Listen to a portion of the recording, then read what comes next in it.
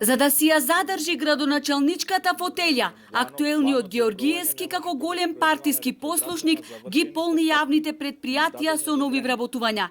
Реагираат од Општинскиот комитет на ВМРО ДПМН. Токму на предлог на градоначалникот, утре градските советници ќе ги гласаат новите 40 вработувања во Охридски комуналец, за кои јавното предпријатие годишно ќе издвојува милионски суми. Во предпријатието кое има околу 300 редовно вработени, но и такви кои што се со договор на дело пред избори се вдомуваат партиски кадри. Апелираме до Георгиевски да се вразуми, бидејќи доколку овие вработувања се реализираат во јавното предпријатие кои ќе ги чинат граѓаните 8 милиони денари, за реално се да очекуваме дека ќе имаме и повисоки сметки од страна на јавното предпријатие Охридски комуналец. Првиот комуналец кој ја правда потребата од нови вработувања вели дека иако им се терет платите на ново вработените, кои според планот на предпријатието требало да бидат 31, а не 40, ќе ги обезбеделе од сопствените приходи. По акцијата која што локалната самоуправа ја превзете за рушење на плажите, се јавува потреба од нови вработени лица за одржување на просторот на кој што доста беа узурпирани и се вршеше угостителска дејност.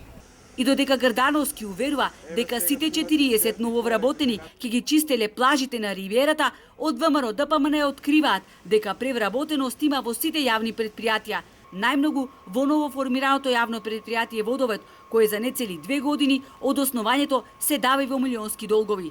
Новите непотребни вработувања го втурнаа предпријатието во долгови, велат од ВМРО ДПМН.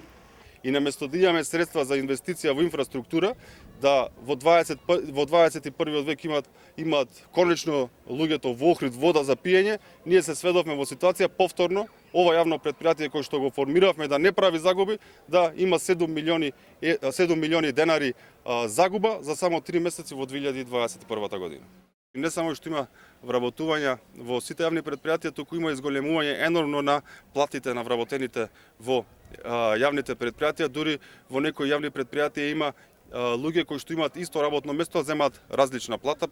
Имам информација, вели Донев, дека вработените не само што ги тужиле јавните предпријатија заради тоа што извршуваат исти задачи, а земаат различни плати, туку судот донел пресуда во нивна корист. Инаку советниците од ВМРО ДПМН ќе побараат јавна расправа за финансиската состојба на јавните предпријатија од 2017 до денес, за да се обелодени колкав е нивниот долг.